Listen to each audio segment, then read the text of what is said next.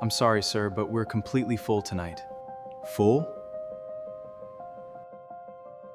Your screen says otherwise.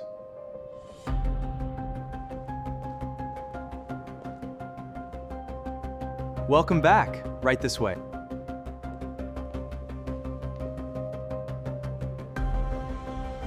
This really isn't the place for people like you. Security! My daughter stirred and whispered, "Daddy, why won't they let us stay?" I kissed her forehead and pulled out my phone. "Give me 1 minute, sweetheart." But who did I call that changed everything? Before I tell you what happened next, if stories about dignity, justice, and the moment the truth finally comes out are the kind of thing that stay with you, take a second to subscribe and follow along. What you're about to hear is the reason I'll never look at a hotel front desk the same way again. Let me start from the beginning. The airport had swallowed 6 hours of our lives before it finally let us go. Lily slept through most of the delay, her cheek pressed against my arm, and by the time our car pulled into the city, the streets had emptied and the clocks were crawling toward midnight. I could have driven us home. It was only another 40 minutes, but my daughter was warm with fever, and 40 minutes felt like 40 miles when a child that small is burning against your side. So I made a decision that seemed simple at the time. I told the driver to take us to the Ashford. It was the most important hotel I owned, the crown of Bennett Hospitality Group, and it was also the building where the company kept its headquarters, the executive offices tucked away on the upper administrative floors above the guest rooms. I had not walked through its front doors unannounced in nearly a year. My father spent more than 20 years working nights as a security guard in a hotel, very much like it. Standing in a corner nobody looked at, wearing a uniform nobody thanked. I built my company partly to erase the way men like him were treated. That was the whole point of everything I had. I did not call ahead. I never do when I want the truth. Over the years, I learned that the moment a manager knows the owner is coming, the lobby transforms into a performance, and I stop seeing the hotel and start seeing the mask it wears for me. So I wore my own kind of mask instead, a gray hoodie soft from too many washes, old jeans, sneakers that had walked through 3 European cities that week. I wanted to arrive as an ordinary man arrives, tired and unremarkable, and simply watch how my own people treated someone who looked like he had nothing. Before we left the airport, I had opened the staff portal on my phone out of habit, the shared access page every employee uses to check availability. The numbers were clear. The Ashford had rooms, not 1 or 2 held back for emergencies, but a comfortable margin of them, sitting empty on a quiet weeknight. I remember feeling a small, warm flush of pride at that screen, thinking my hotel was ready for anyone who needed it. I had no idea that same screen would become the most dangerous thing in my pocket before the night was over. The lobby of the Ashford was exactly as beautiful as I had paid for it to be. Warm light pooled across marble, fresh flowers stood tall on a center table, and the air smelled faintly of cedar and money. I shifted Lily higher onto my shoulder and pressed my palm gently to her forehead as I crossed the floor. Still warm, but not frightening. She stirred, murmured something about the airplane, and settled again. I told myself she only needed a bed and a quiet room, and that within 10 minutes she would have both. The young man behind the front desk watched me approach with an expression I recognized instantly, because I had spent my whole life learning to read it. His name tag said Kyle. His eyes traveled from my sneakers to my hood and back down again, and something in his face closed like a door. "Good evening," I said, keeping my voice low so I would not wake my daughter. "My little girl isn't feeling well. I'd just like a standard room for the 2 of us tonight." Kyle's smile was thin and immediate. "I'm sorry, sir, but we're completely full this evening. There's really nothing I can do." I looked past him, almost by reflex, and I could see the corner of his monitor reflected in the polished panel behind the desk. I did not need to read it to know what it said, because I had read the same data an hour earlier. Still, I kept my tone gentle. That's strange. Would you mind checking again? I understand it's late, but she's running a fever, and I'd be grateful for anything at all. He did not check. He did not so much as glance at his screen. The Ashford isn't the kind of place where people can just wander in off the street after midnight, he said. And the word people did a great deal of work in that sentence. We have standards to maintain. I felt the old, familiar heat begin to rise in my chest, the same heat I had watched my father swallow 100 times. I breathed through it. I had come here to see the truth, and the truth was standing right in front of me, wearing a name tag and a rehearsed smile. So I said nothing sharp. I simply asked, once more, if he was certain there was nothing available. That was when the doors opened behind me and a couple walked in, wrapped in cashmere and confidence, their luggage trailing behind them on gold-trimmed wheels. Kyle's whole body changed. He straightened. His smile widened into something genuine, and he greeted them as though they were family returning home for the holidays. "Welcome to the Ashford," he said warmly. "Do you have a reservation with us tonight?" The man in the cashmere coat waved a hand as if the question were faintly amusing. "No reservation. We decided at the last minute. I trust that won't be a problem." "Not at all," Kyle said, his fingers already dancing across the keyboard. "Let me find something wonderful for you. I believe we have a beautiful suite available on a high floor." I stood there with my sleeping daughter on my shoulder and watched the word available appear in the air like a slap. A suite. On a high floor. For two people who had walked in 30 seconds after I had been told the building was full. In the reflection behind the desk, I could count at least a dozen rooms still open on his screen, glowing softly, waiting for guests who apparently had to look a certain way to deserve them. Something cold settled over the heat in my chest, steadier and more useful than anger. This was no longer a tired clerk making a lazy mistake. This was a choice made twice in front of me, and I wanted to understand exactly how deep the choice went. I waited until the cashmere couple drifted toward the elevators with their new key, and then I looked back at Kyle. "I'd like to speak with your night manager, please," I said. For the first time, a flicker of unease crossed his face, quickly buried. He picked up the phone, murmured a few words, and within a minute a man emerged from a back office with the unhurried walk of someone who has never once doubted his own authority. His name tag read Gerald, and he wore the tired confidence of a man who had run night shifts for years and believed he understood people better than they understood themselves. Kyle leaned toward him and spoke first, framing the story before I could say a word. "This gentleman is upset that we're full," he said quietly. "I've explained our situation, but he's insisting on a room and making the other guests uncomfortable." Gerald turned to me with a practiced, patient expression, the kind you give a problem you intend to manage rather than solve. "Sir, I understand it's frustrating to arrive late and find us at capacity, but my staff has been perfectly clear with you. There's simply nothing available tonight." "Then I'd ask you to do one thing," I said evenly. "Check the system yourself. Look at your availability right now and tell me to my face that there are no rooms." He did not look at the system.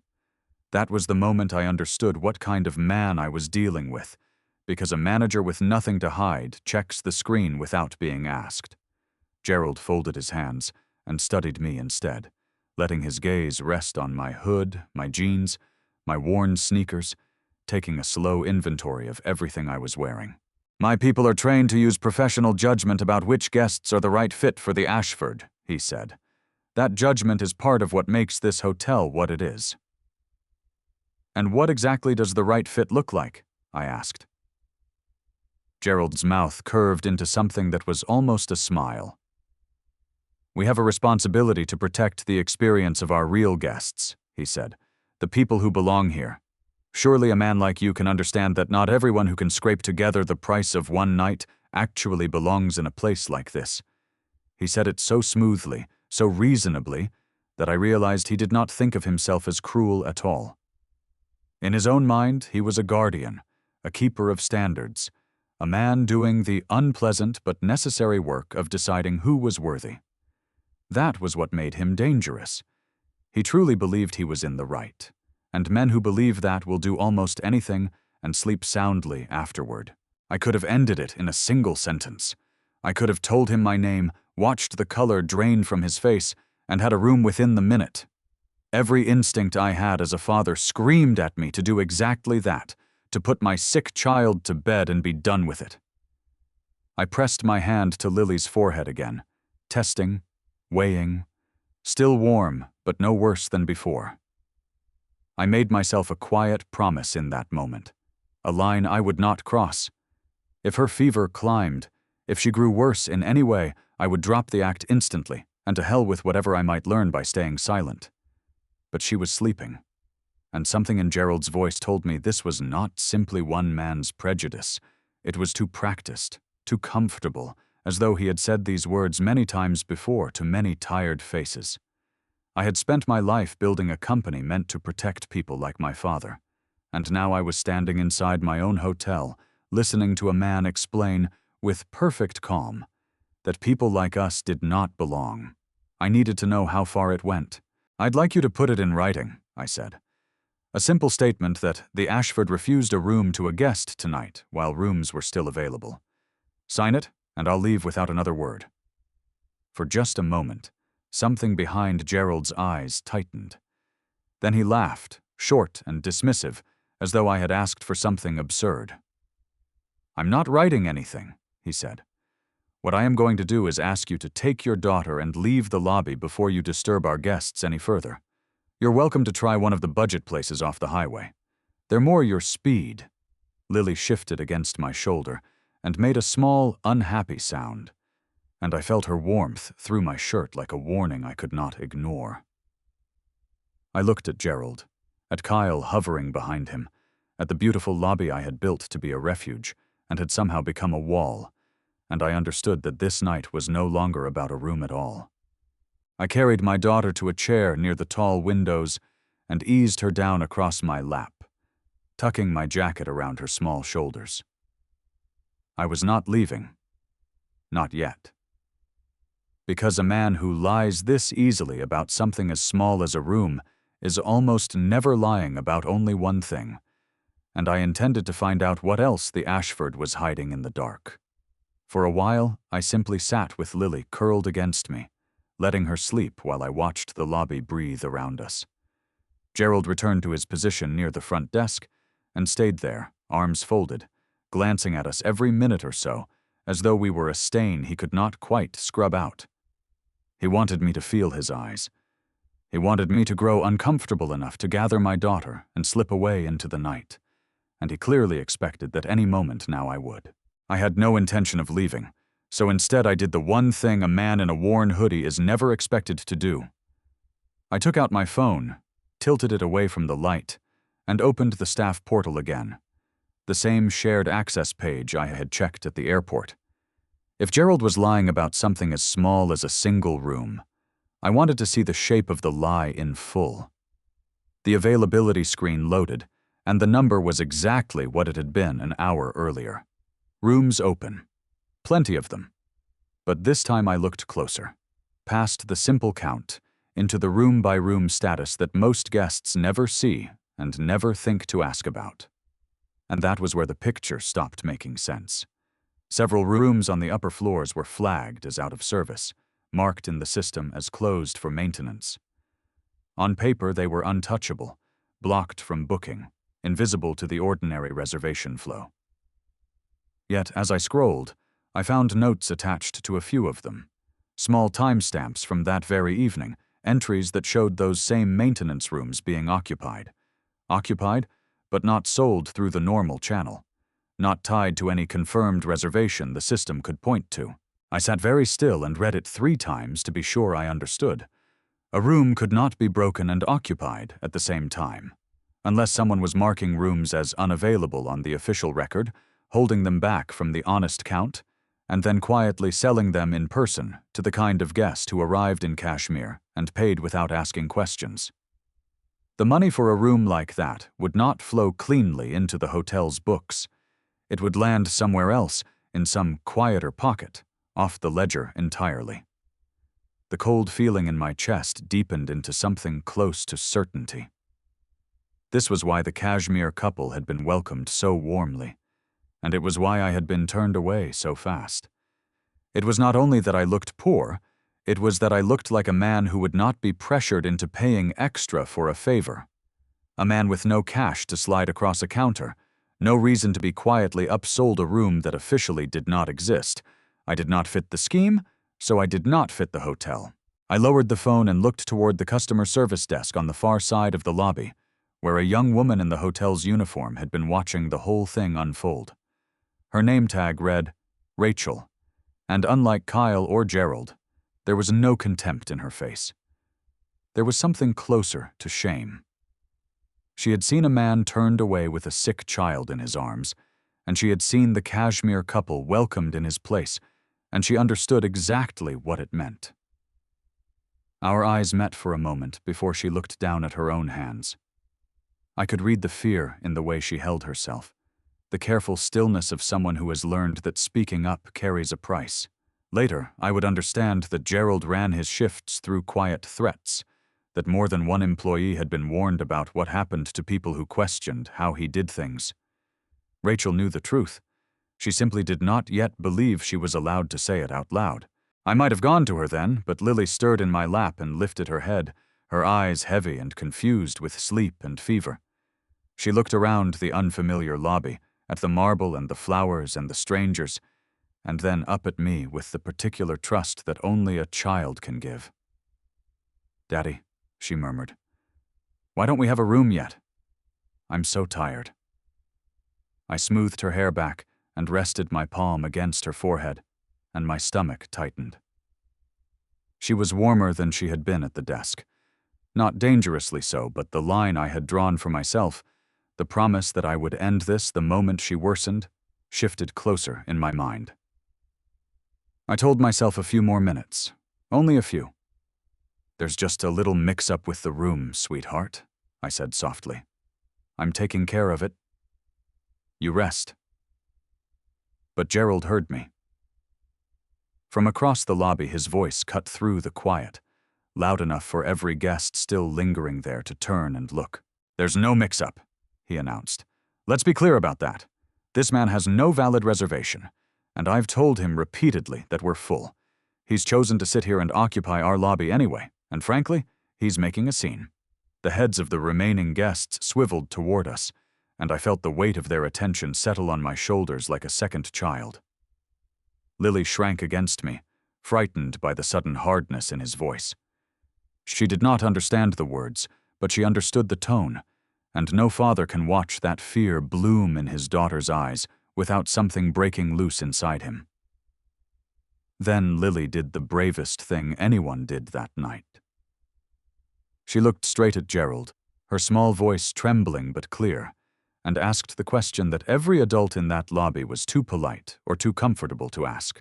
"Then why did those other people get a room?" she said. "They came in after us. I saw them." The lobby went silent. Not the ordinary quiet of a late hour, but the sharp, held-breath silence of a room full of people who have just heard a truth spoken aloud by someone too young to know she was not supposed to say it. The Kashmir couple was long gone, but everyone remembered them. Everyone had watched them glide past me to the elevators with a key I had been told did not exist.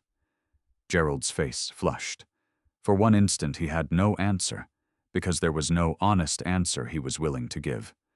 So he did what men like him always do when a child exposes them. He turned his anger on the nearest adult. "Sir, I'd appreciate it if you would stop using your daughter to pressure my staff," he said coldly. "Coaching a little girl to guilt us into a room is a new low. It won't work here." And there it was, the one accusation I could not let pass without feeling it in my bones.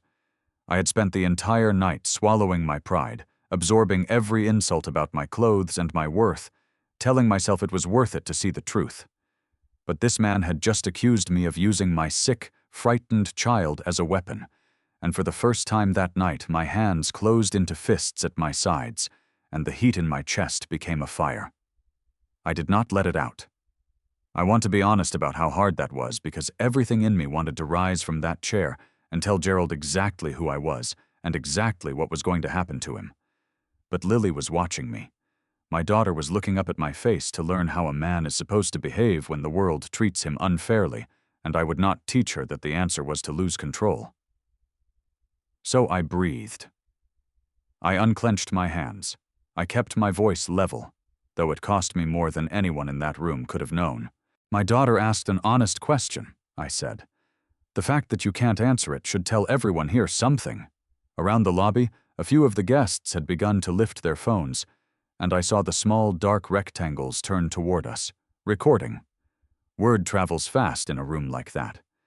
People sense when something is wrong, when a line has been crossed, and some part of them wants a record of it.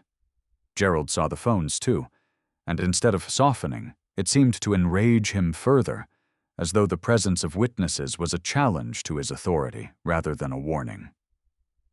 What I did not see in that moment, though I learned it soon after, was that Rachel had quietly turned back to her own terminal. Her hands were shaking, but she pulled up the booking records for the night and began saving copies of the data, the real numbers, the room statuses, everything the system would let her capture. She had realized, before I had, that if this went the way these things usually went, the evidence might not survive until morning. It was the first act of courage she had allowed herself in a very long time, and she did it with her eyes down and her breath held, terrified the whole time. Gerald, feeling his control of the lobby slipping, reached for the one tool he had left. He signaled toward a hallway, and 2 security officers appeared, broad men in dark jackets who took up positions on either side of him. It was meant to intimidate me, and I understood the message perfectly. He was reminding me that in this building, at this hour, he decided who stayed and who was removed. I looked at those 2 men and felt something almost like sorrow, because I recognized their uniforms. My father had worn one just like it, in a lobby much like this one, for more than 20 years. He had stood exactly where they were standing now, following orders he did not always agree with, keeping a job he needed to feed a family. I did not blame them for being there. But I was not going to be frightened out of my own hotel by men my father could have trained. "Before you do anything you'll regret," I said quietly, rising to my feet with Lily held carefully against my shoulder. "I think you should look at something." I turned my phone toward Gerald and showed him the screen. The room statuses, the maintenance flags, the timestamps that made no sense, the rooms that were supposedly broken and yet somehow full. "Explain this to me," I said. "You've got rooms marked out of service that are occupied tonight. You've got guests in beds that officially don't exist. So which is it, Gerald? Is the hotel full, or are you just choosing who gets to know the truth?" For a single heartbeat, real fear flickered across his face. I saw it. Plain and unmistakable, the look of a man who has just realized that the person he underestimated is holding something he cannot afford to have exposed. If he had been smarter, or less proud, he might have retreated in that moment. But Gerald was neither, and the fear curdled instantly into aggression. "Where did you get access to that?" he demanded, his voice rising. "That's our internal system. That is not something any guest can see. You have no authorization to be looking at hotel data." And here was the trap I had walked into without knowing it, the flaw I had not thought through. The screen I was holding was the shared staff portal, the general access page. I had never logged in under my own name, never identified myself as anything other than the tired man in the hoodie. The system showed him the room data, but it did not show him who I was. To Gerald, I was not the owner of Bennett Hospitality Group looking at his own records. I was a stranger in worn clothes, holding a screen full of confidential information he could not explain me having. One of the guests near the desk, a man who had been watching closely, spoke up with exactly the question I should have anticipated. "Wait," he said, frowning. "How does he have that on his phone? Is he even supposed to see that?" It was an honest question, and it was the worst possible thing for it to be asked aloud, because it handed Gerald precisely the story he needed. "He's not supposed to," Gerald said quickly, seizing the opening with both hands. That's exactly my point. This man has somehow gotten into our internal system. Either he's stolen an employee's login, or he's hacked his way in. This isn't a guest who was refused a room. This is a security breach standing in our lobby, and I want him held right here until the police arrive.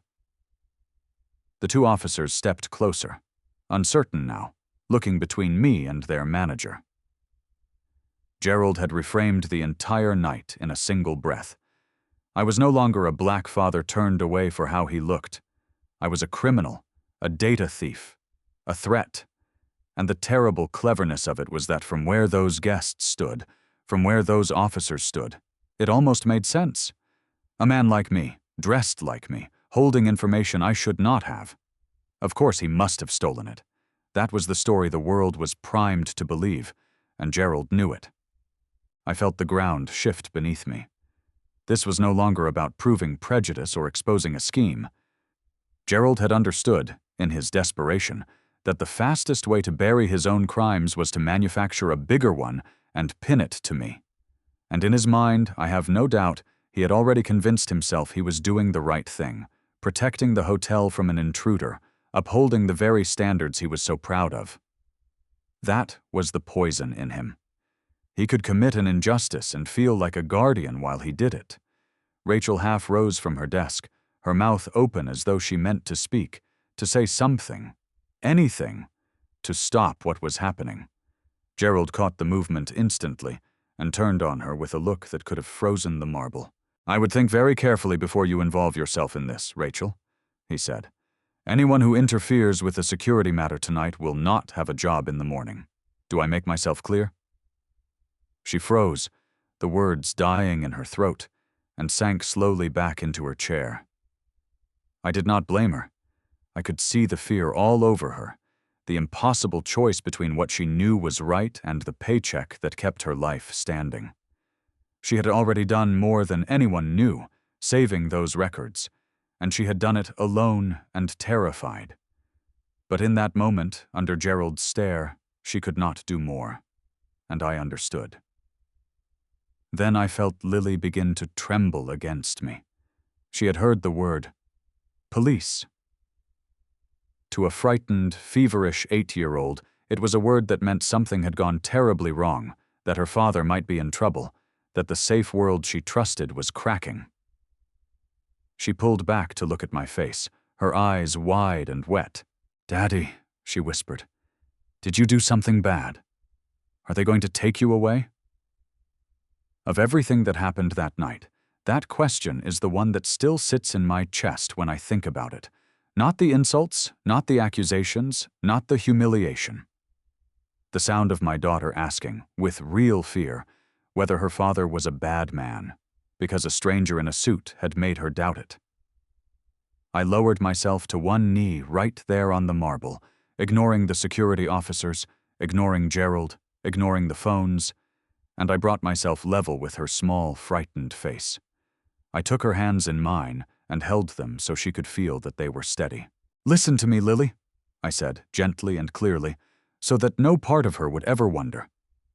I did not do anything wrong. Not one single thing. Sometimes people make mistakes about who you are, and sometimes they do it on purpose. But you never, ever have to be ashamed of your daddy. Do you understand me? She nodded, though her lips still trembled, and she squeezed my hands back. And as I looked into my daughter's eyes, kneeling on the floor of a hotel I had built to be a refuge, I felt the last of my patience quietly burn away. The line I had drawn for myself was no longer somewhere ahead of me. I had reached it. Whatever I had hoped to learn by staying silent, I had learned. It was time to stop watching and start acting. Gerald, sensing that he was losing the crowd, pressed his advantage the only way he knew how. He turned to the security officers and gave the order. "Take him to the security office," he said. "Hold him there until the police come." Then he swung toward the front desk. "Kyle, lock the account he's using immediately, and clear tonight's booking irregularities out of the active system while you're at it.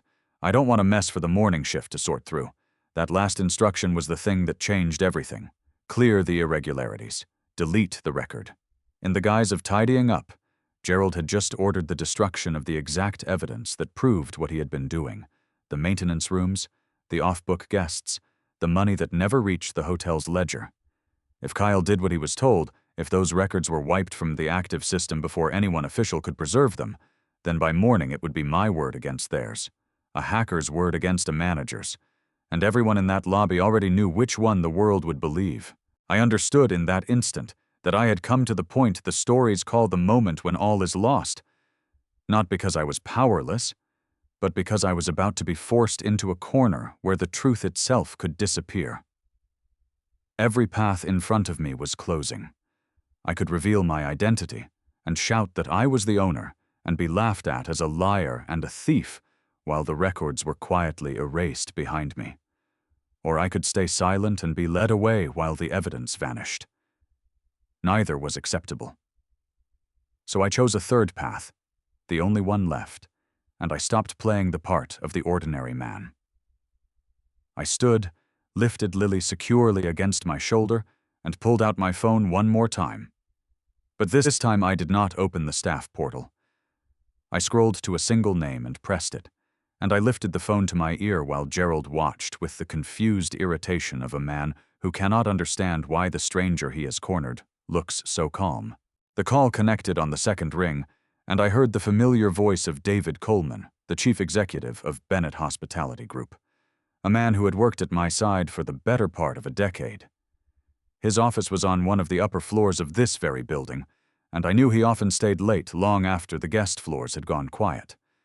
He also knew that I never called him near midnight without reason. I did not waste a word. "David," I said, my voice quiet and even, cutting straight through the noise of the lobby. "Lock down the entire system at the Ashford, every terminal, right now. Preserve all of tonight's data exactly as it is. Nothing gets deleted, nothing gets touched. Call legal, call audit, whoever's still in the building, and get down to the lobby immediately." The line went quiet for less than a second, and then David simply said, "On it." The call ended.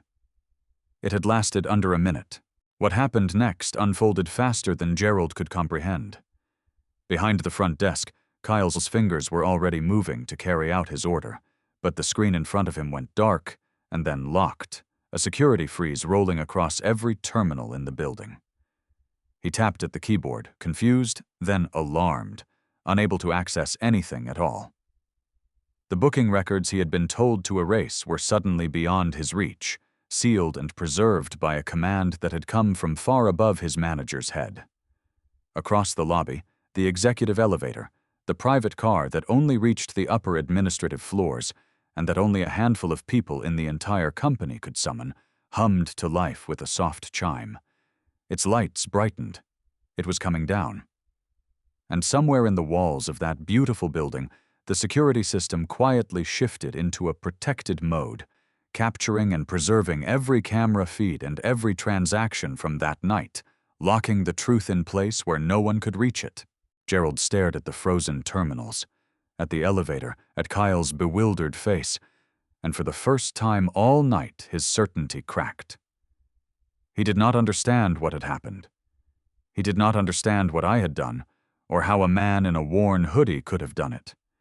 But some animal instinct told him that the ground had shifted, and he covered his confusion the only way he knew, by clinging to his authority. "What is this?" he demanded, looking around at the sealed terminals. "What did you just do?" Then, unwilling to admit he did not know, he barked at the security officers again. "It doesn't matter. Get them out of my lobby, both of them, now."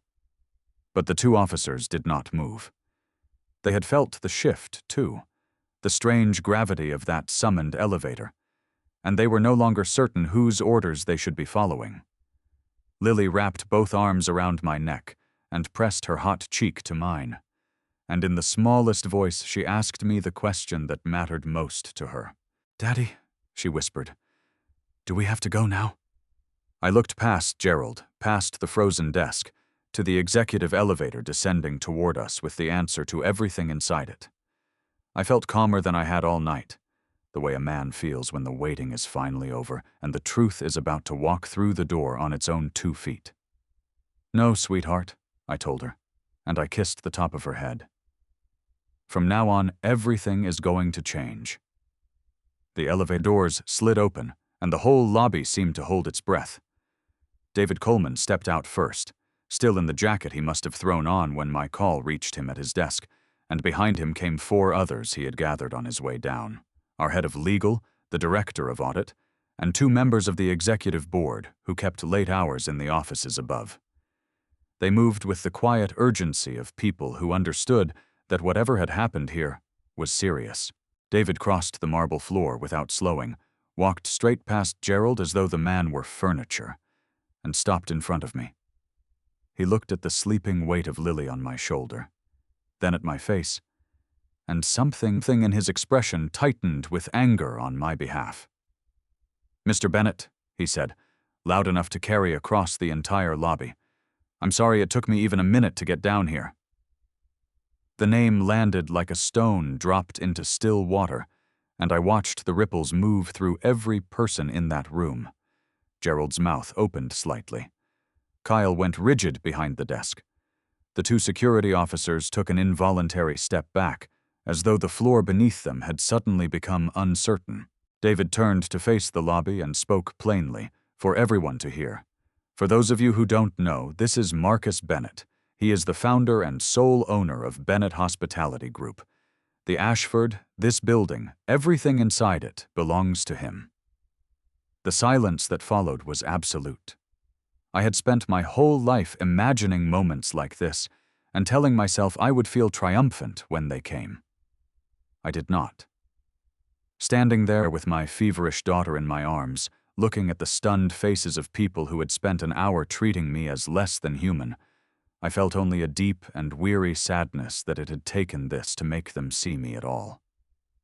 Kyle had gone pale as paper, his hands frozen over the locked keyboard. The 2 officers had retreated toward the wall, wanting no part of whatever was coming. Only Gerald still tried to hold his ground, though the certainty had drained out of him, replaced by the frantic calculation of a man searching for an exit. "Mr. Bennett," he began, his voice suddenly smooth and apologetic, "this is a terrible misunderstanding. If I had known who you were, I would never have, that is, none of this would have happened. I had no idea. You have to understand, I had absolutely no idea who you were." I looked at him for a long moment, and when I answered, I kept my voice quiet, because I did not need volume to make the point land. "That's exactly the problem, Gerald," I said. "You keep saying you didn't know who I was, as if that's your defense. But think about what you're actually admitting. You're telling me that the only reason a person deserves to be treated with decency in this building is if you happen to know they're important. You treated me like garbage because you thought I was nobody. The fact that you'd have crawled if you'd known my name isn't your excuse. It's the whole confession." He had no answer for that, because there was none. David gestured toward the director of audit, who had already moved to the front desk and was leaning over one of the terminals, entering the credentials that would unlock what the security freeze had preserved. I had asked for the data to be held exactly as it was, and it had been. Nothing deleted, nothing touched. Every record from that night sat waiting, sealed in place by a command Gerald and Kyle could never have overridden. I did not want it read aloud from a report, so I asked the auditor to simply show the room, right there, on the screen where the guests still lingering in the lobby could see it.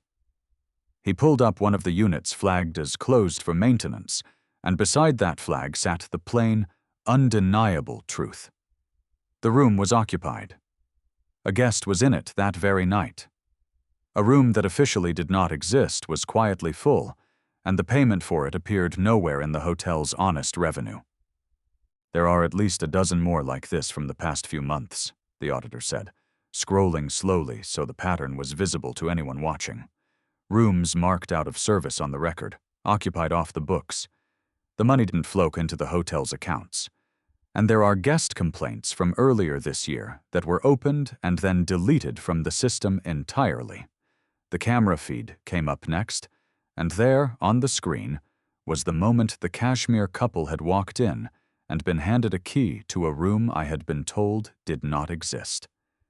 It was all there. Not my word against Gerald's, not a hacker's story against a manager's. The building itself had been keeping the record, and now it was speaking. I turned back to Gerald, and for the first time, I let him see the full weight of what he had done. "The way you treated me tonight wasn't the crime," I said. "It was just the part that showed. Underneath it, you've been running rooms off the books, pocketing what should have gone to this hotel, and burying the complaints of anyone who noticed. The prejudice was how I found the rot. But the rot goes a lot deeper than one man's opinion of a hoodie." Gerald tried one last time, and what he reached for told me everything about who he truly was. "Everything I did," he said, drawing himself up, "I did to protect the standard of this hotel, to keep it exclusive, to keep it the kind of place people respect. You may not like my methods, but I was protecting what the Ashford is." He said it as though he still believed it, and I think he did. That was the most chilling thing about him, that even now, exposed on every screen in the building, he saw himself as a guardian rather than a thief. "A hotel that throws away a person's dignity," I told him, "has no reputation left worth protecting. You didn't guard anything. You just decided some people were worth less than others, and you built a little business out of it." I told David to suspend him immediately and to hand everything, every record, every feed, to legal and to an independent audit. And then, because the universe has a sense of justice that even I could not have scripted, it was the 2 security officers Gerald had summoned to threaten me who now stepped forward and escorted him out of the building. The men he had tried to use as weapons walked him quietly through the doors he had guarded so jealously, and he did not look back. Kyle was another matter, and I did not treat him the same way, because he was not the same.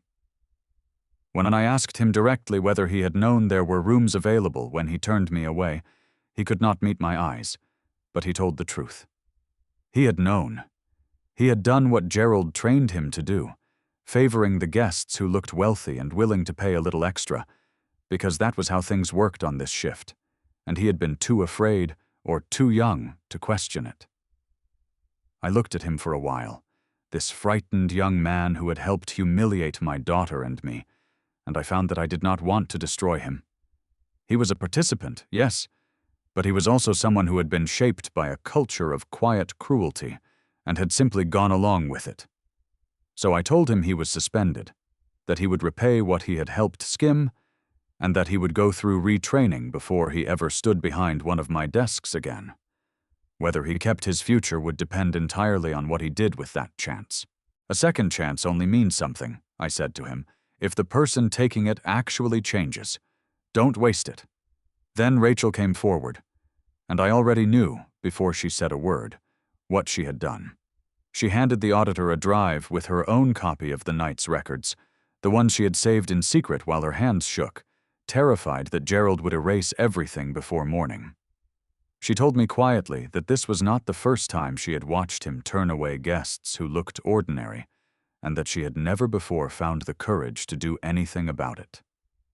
I told her the truth, which was that I did not blame her for the silence. I knew what it was to work under a man who ruled by threat, and I knew that fear is not the same as guilt. But I also told her gently that knowing what is right and staying quiet still lets the harm happen, and that her records tonight were proof of how much one person's courage could change. Because of what she had done, when the hotel was reorganized in the weeks that followed, it was Rachel I asked to lead the guest services team through the transition. There would be more, of course, in the days after. I ordered a review of the booking and complaint processes across every hotel in the group, and we built a channel where any employee could report wrongdoing without fear of the kind of retaliation Gerald had used to keep everyone silent. But those were matters for daylight and paperwork, and they are not what I remember when I think of that night. What I remember is that when it was finally over, David offered to prepare the presidential suite for Lily and me, the finest rooms in the entire building. I told him no. I asked for a standard room, the same simple room I had requested when I first walked up to that desk as a tired man in a worn hoodie. And the first thing I did when we finally got inside it was set my daughter down, press my hand to her forehead one more time, give her the medicine she needed, and pull the blanket up to her chin until her breathing settled and the fever loosened its grip. Before she drifted off, Lily looked toward the door, toward the lobby somewhere below us, and asked me the question that had been turning in her small mind. "Daddy, why did everybody change so fast when you made that call?" I sat on the edge of the bed and thought about how to answer her honestly. The call didn't change who those people are. "Sweetheart," I said. "Not really. It just made it so the truth couldn't stay hidden anymore." That's all a phone call can do. 3 months later, the two of us walked back into the Ashford on another quiet visit.